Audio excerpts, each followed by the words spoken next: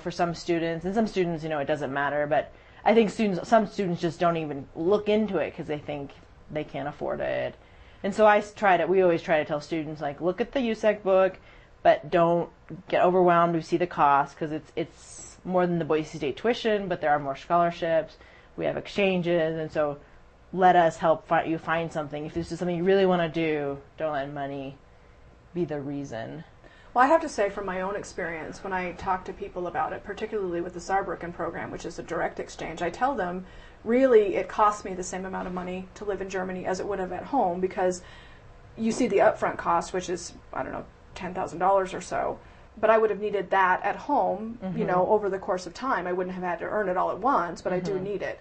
And so one of the questions I actually had for you was, what kind of things really do people have access in terms of financial aid? I know, for example, that your financial aid is adjusted, but give me the gamut of things that students maybe can expect as far as helps to go abroad.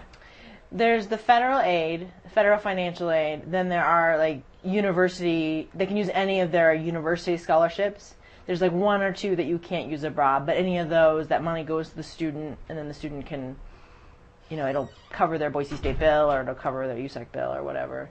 So they can use anything they're currently getting. Then there's also, we administer, Boise State, international programs administers about $30,000 to $40,000 of scholarship money that we give out. And some of it has strings attached, so it's if you're going to this country and things like that. Our director and I are trying to just figure out ways to raise money just for unrestricted. We have lots of ideas, but no one likes our ideas. But trying to get more unrestricted funding, because it's, a lot of people give you money, but they say, oh, you have to study this or that, or, So there's the scholarships that we administer, and then there's the federal scholarships.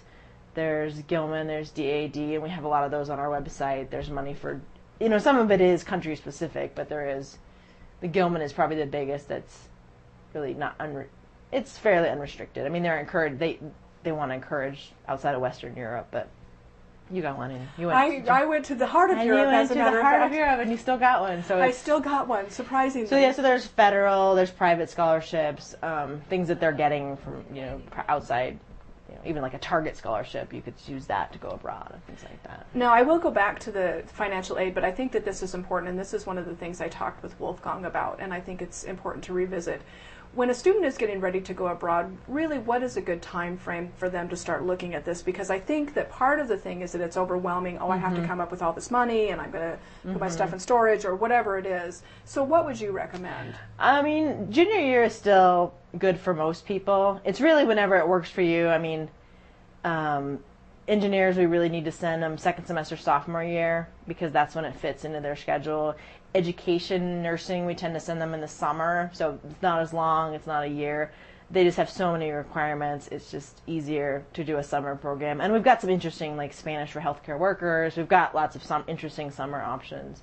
So for those majors, I mean, junior year is a good year because that's when you're eligible for your most loan limits. So if you're going to take out a loan, you're at a higher level.